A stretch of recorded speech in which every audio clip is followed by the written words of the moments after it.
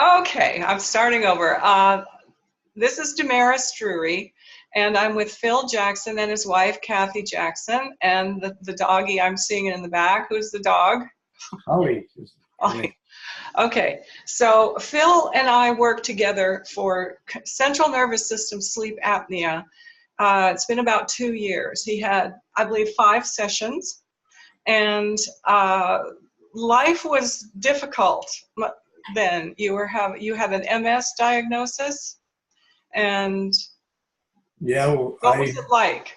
when I was going to the sleep doctor, sleep doctor, I slept at the hospital in the room, and I had nothing but problems with the CPAP machine. I didn't sleep all night. I was totally confused with the whole thing, and I brought the CPAP machine home and just quit using it. I almost choked to death, and there was nothing but problems. So it caused the MS-like symptoms to come on to me because of that. Because I couldn't breathe, and it was just a bad trip. And then they put you on a BiPAP? Yeah, that's what the machine Yes. Was the BiPAP. Okay, so Phil has a very interesting history. Phil was a jockey. And say a little bit about that. Well, I rode racehorses for a living for 9 years, and retired from that. Came home and we bought the house, and things went from there. Okay, may I say what I? Oh, I had spills from the horses. I had several spills from the racehorses. Yes, of course you did. So I was back twice. I had plastic surgery on my head, things like that. You broke your back twice? Yes, well, it was compression fracture, T9 and then T11. And how many times would you say you went flying over the heads of horses?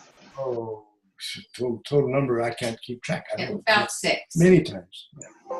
Okay. So, and you also, okay, what we found as we worked through the sessions and all of the traumas, Phil had some childhood traumas that were pretty severe.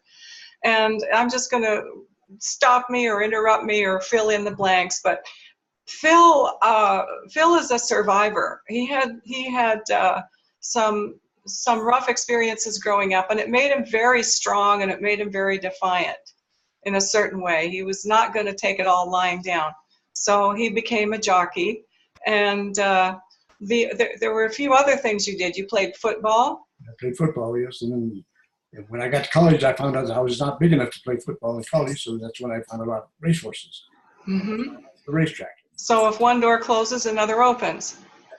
It was a strange situation. And how many times did you have, oh my God, I'm going to die experiences playing football? Oh, those were numerous things. Like you get your breath knocked out and things like that. I remember one time in particular where we punted. Our team kicked the ball to the other team, and the other guy was about to catch the ball, and I hit him at the same time. He caught the ball and basically knocked me out and knocked him out too. That was a traumatic situation, but we won the game, so it was okay. I got up and kept going. But, okay, so in my experience of working with sleep apnea, central nervous system sleep apnea, it's where the body fails to the brain fails to signal the body to breathe. And what I've found in the 8 years of working with it is it's because there's another program running that says, I'm going to die. Oh my God, or something like that, paraphrasing. Oh my God, I'm going to die now. And so the body takes that literally. And that's what happened with you. And we didn't really know that until we got into it. Yeah. But the more that we worked through the sessions, the more there was an overarching theme over all of your traumatic experiences. And that theme was flying through the air. Yeah. And not necessarily with the greatest of ease. Right. It goes back to a lot of things. I mean, that's including what encouraged me to learn how to fly, to become a pilot. We were landing on a frozen highway in a snowstorm. We took off in a snowstorm, which was a surprise. Then we landed on a highway above the mountains, north of Albuquerque towards Santa Fe.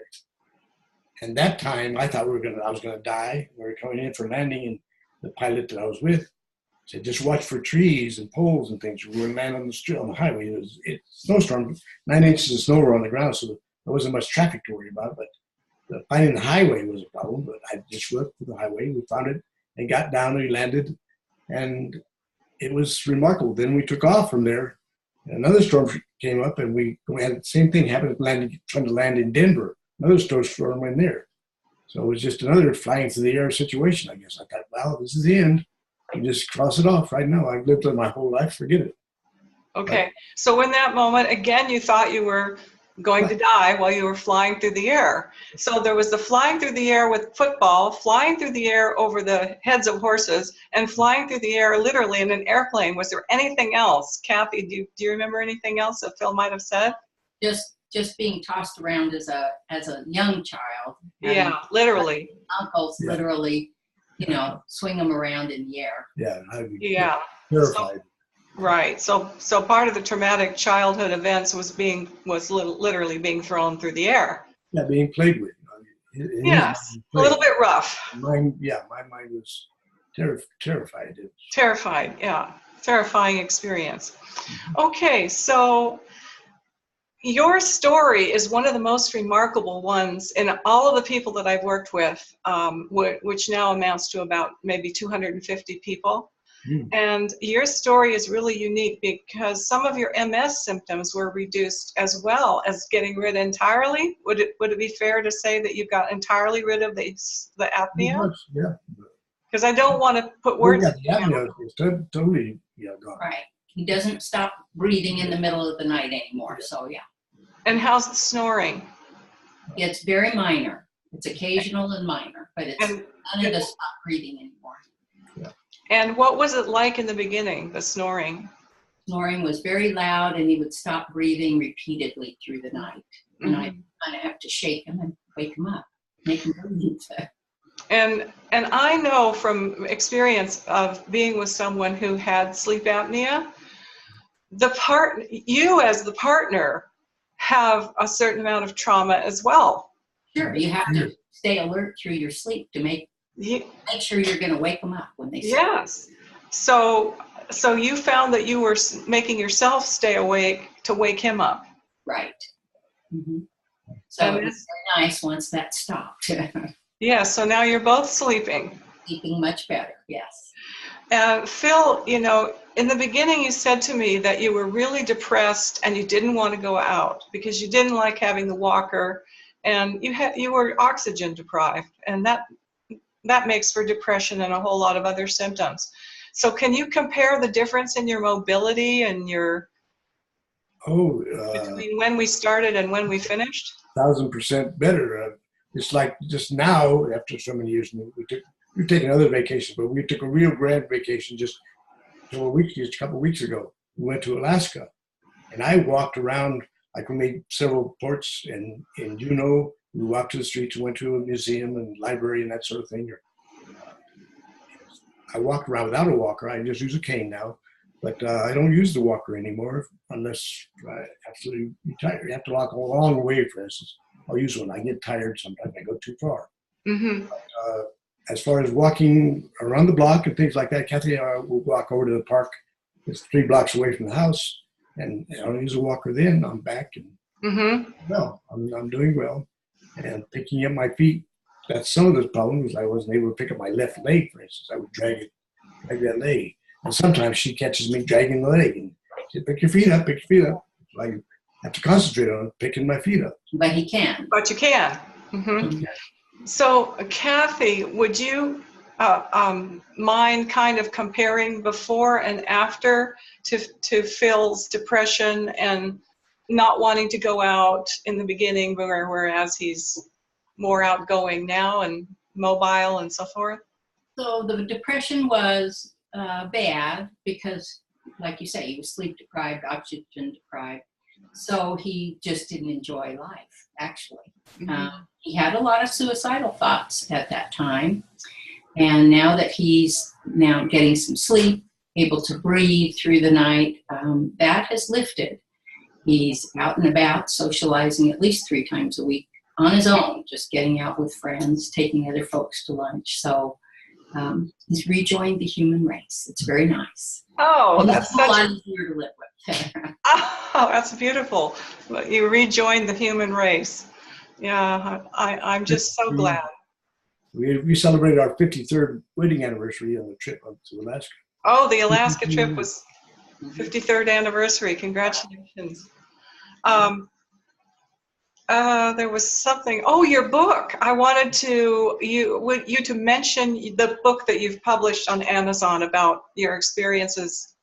Right. That I published 3 books with Amazon. The first 2 were historical fiction novels, and then my 3rd book is called On a Fast Track, as a memoir of some experiences on the racetrack in Alma. I'm going to repeat it because I want it to be really clear. So the 3rd book is On a Fast Track, and it's the story of your the chapter of your life as a jockey. Pretty much, yeah. It's a memoir. A memoir. Not an autobiography or anything like that. It's just a memoir. It's what I saw. I would like to put your name on my website with this video and a link to your Amazon book, On a Fast Track. Are you in agreement with that? Sure, that's fine. I'd love to send people to your book. So, Kathy, anything you want to add? Just that it's been very nice. It was so frustrating to try to work with the CPAP and BiPAP machines. It's been much nicer now that there's no machinery involved. We were able to get him past all the sleep apnea with simple sessions with you on the tapping. It was just wonderful. That's great. Anything else you want to add, Phil? I don't think so. Are you still doing tapping too? Well, tapping is part of what I do. I think what makes my sessions so unique is my ability to connect the dots between what's going on today and what may have caused it in the past. Identifying the theme of flying through the air, that was the common thread through all of your traumas. Mm-hmm. So connecting the dots between all of your traumas and finding what that message was that your body was receiving. The message was, when I'm flying through the air, I'm going to die. And your body took that literally. And when we used EFT, i.e. tapping, to erase that program, then your sleep apnea had no reason to be there. Right. Because it's a function of PTSD. And you had PTSD going from each one of those experiences, that the one built on the next, until you had a full-blown subconscious program running 24/7 in your sleep that said, oh my God, I'm going to die now. And your body took it. Level, I had to repeat that feeling. Like going to the racing courses. It was terrifying at times, but I had to do it. That's called reenacting trauma, and that's a major feature of this. So when we clear the PTSD and the traumas individually, we're also clearing that tendency to reenact them over and over and over, because the body's trying to have a different outcome. Every time you had another episode of flying through the air, your body was trying to overcome the trauma. Yeah. And I'm going to explain that more in a video that follows this. Okay. So I just really thank you for the opportunity to connect after 2 years. Yeah. And I wish you both so well. Well, thank you so much. And have fun on the next cruise. Okay. Thank you for his renewed health. You are so welcome. Anytime. All right. Okay. So now we need to stay on here and watch the video?